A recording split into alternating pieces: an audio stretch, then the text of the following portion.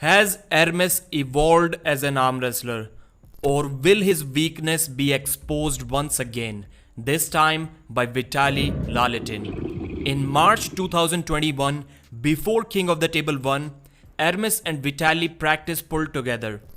In the first couple of pulls, Ermes was able to pin Vitaly with relative ease. A couple of things to be noted here. Number one, it looked like that he started with kind of an advantageous position. And number two, he asked Vitaly to start slowly. And maybe that's why he got so much criticism after that. Then after that, Vitaly was able to put the brakes on Ermes and he was able to pin him in long drawn battles. Despite that, Ermes was really happy and excited, and it was clearly visible on his face when he said that it's like a dream stopping the second best arm wrestler in the world. This is fantastic.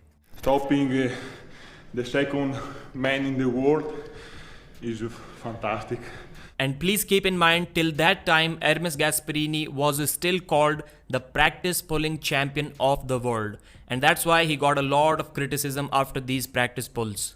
Despite all of that, a 115 kg version of Ermes stopping Vitaly, who was considered the man at that time after Levan, is still pretty impressive. And it seems like almost 3 years later, these two will face off each other once again, this time on the table of King of the Table. Matt Rhodes Sport, who owns a minority stake in King of the Table, uploaded this community post. Ermes Gasperini versus Vitaly Lalitin right hand, who wins? With over 9,000 votes, 57% people think that Ermes still got this. Ermes Gasperini's last 3 losses have come against tall top rollers who were at least 6'5". Matt Mask, Devon Larratt and Alex Kodecha. And of course Levan Saginashvili is an exception. So looks like this match is also going to be difficult for him if that is his weakness, because Vitaly is the tallest top roller. He is 6'8" and built to top roll. But unlike those other guys, Vitaly likes to dump his wrist and play with a low hand top roll, or maybe he's forced to do that because his forearm is so long. That wasn't the case against Devon Larratt. And Ermes feels more comfortable against this low hand top roll style. There is a good chance that this may turn out to be an endurance battle as well, and Vitaly has tremendous endurance. We saw that Zaur Pezulaev was able to stop Vitaly for some time with a broken wrist, but eventually Vitaly always wins. So is this going to be the case in this match as well? It will be interesting to see, because Ermes has a flop press. He was able to stop Levan with that, but not Devon. And talking about the height issue once again.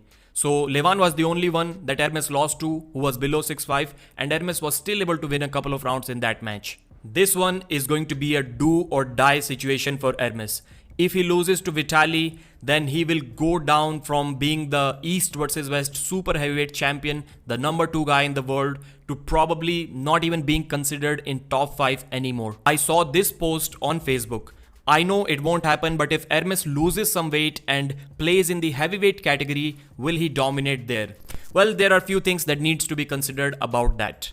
First of all, Devon is already within striking distance of 115 kilos, so he won't just give up or hand out his title just like that. He will defend it, and Ermes will run into problems once again. And the second thing is that being called the number 3 super heavyweight arm wrestler in the world sounds much better than being called the number 2 115 kg guy.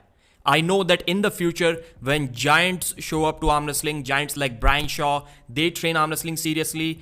Eventually, everyone who weighs around 120, 125 kilos will have to cut down weight. This is just the progression of the sport, but I don't think we are there yet.